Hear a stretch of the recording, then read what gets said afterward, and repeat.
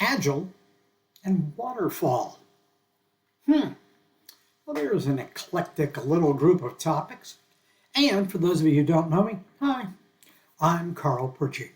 For those of you who do know me, part of the reason I'm doing the video is because, well, quite frankly, some of you know I've had some physical challenges of late, and you've been wondering, I wonder how Carl's doing. There, now you have a sense. This is who I am, and this is how I'm doing. Pretty darn good. Feeling pretty good about the future.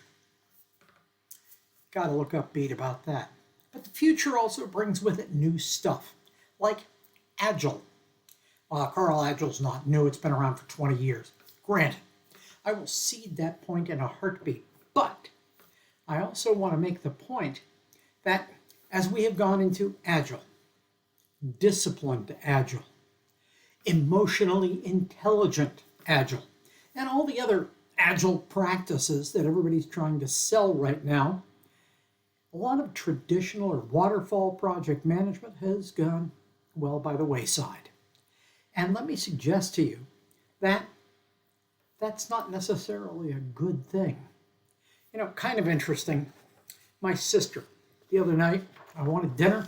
I knew what I wanted. It was something Mom used to make. And I wasn't sure what it was called. And I wasn't sure where it would be in her old recipe book, which my sister is the keeper of. So I called up my sister and I said, I'm looking for that recipe with cans of chicken and chicken soup.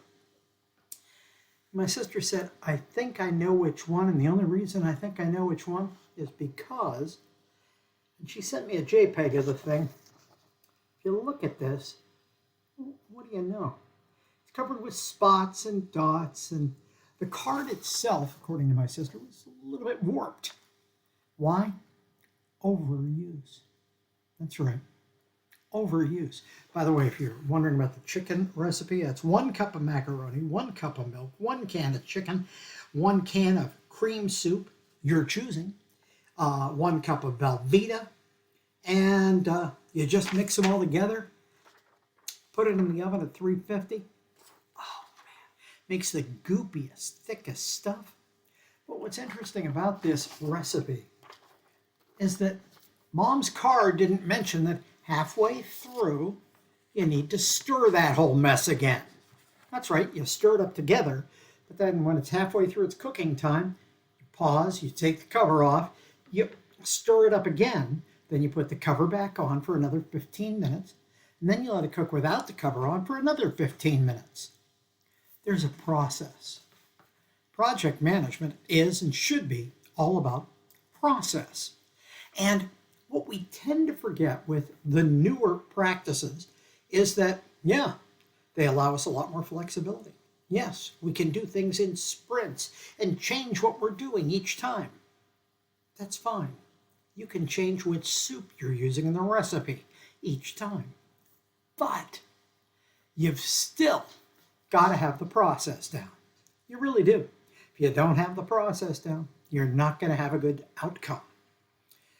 Project management is much like that, and we need consistent processes. Those of you who know me well know I'm the risk guy. I get upset when I see people coming up with new risk practices when, frankly, we're not implementing the old ones consistently. We've been throwing the babies out with the bathwater, and that becomes, well, problematic. My best suggestion as a first step is 1, come up with the recipe. That's right, come up with the recipe. Make sure you've got that, and it's crystal clear. And use it often enough and long enough that it's got little spots and little dots all over it from overuse. Yeah, if you're overusing a process, if you've been using it so many times that, well, it becomes boring, you're on the right track. Then, and only then, should you start switching things around. Then you can go ahead and jump on other bandwagons. Then you can go ahead and try other alternative approaches. But don't lose sight of the fact that whatever approach you're using, process remains king. If you have any questions or would like to talk about project management in general, I got nothing but time on my hands. So give me a shout. Carl at carlpritchard.com. That's Carl at carlpritchard.com. And I'll always get back to you within 24 hours. Good to be seeing you for the first time in a little while. Take care. Make it a great day.